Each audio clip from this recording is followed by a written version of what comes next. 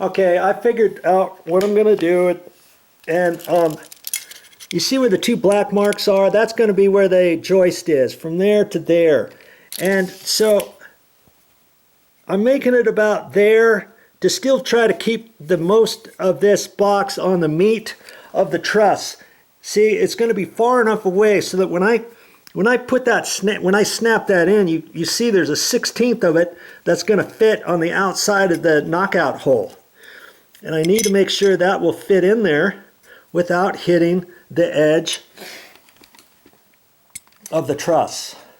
Okay? And the ground screw will be over there because the wire is coming through there. If I were to flip this around and have the screw and have the wire come out, then as the ground wire comes out, I have to make an immediate left turn or right turn or down, wrap it around that screw, and then it makes it a little tighter because see, I'm going to have this whole thing sticking up into the box.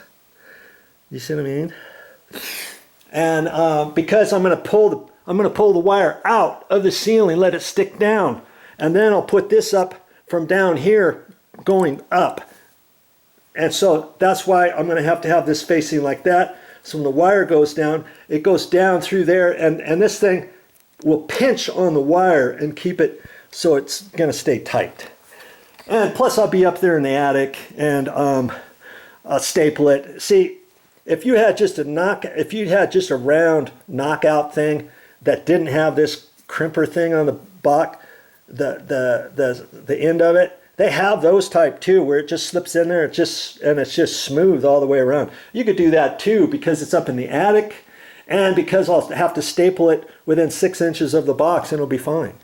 But because I have this, I'm going to use this. Okay, so that's why I've decided to put that screw over there. And the knockout over here.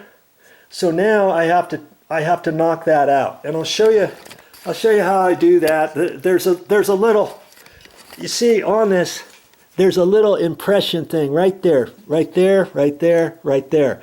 So you hit it on this side to bend it out, and it takes a little force. Some boxes are harder than others. Some you can just take a pair of pliers and whack on it, while others you have to take a screwdriver. So I'm just gonna set it down here on the ground, decide which one I'm knocking out. Okay, it's gonna be the one closest to me.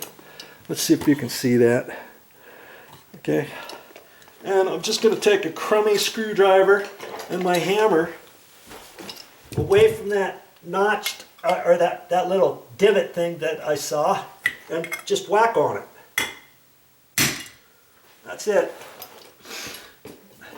And see, I probably could have, like I said, I probably could have taken my pliers and just hit on it. That's fine. Okay. Now it's just like that, see? And now I just take that, bend it, and there's my hole.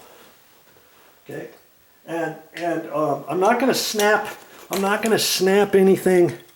I'm not going to snap that thing in there yet until I have the wire down. I mean, and plus, if I snap that in right now, it'd make it difficult for me to mark the drywall and all that, right? So now I'm going to take this back up there to the ceiling and cut a little inspection hole and figure out about where I want to mark that. Okay, I'll show you what that looks like in a minute.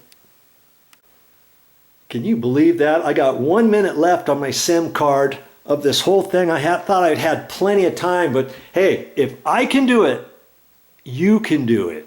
Remember that.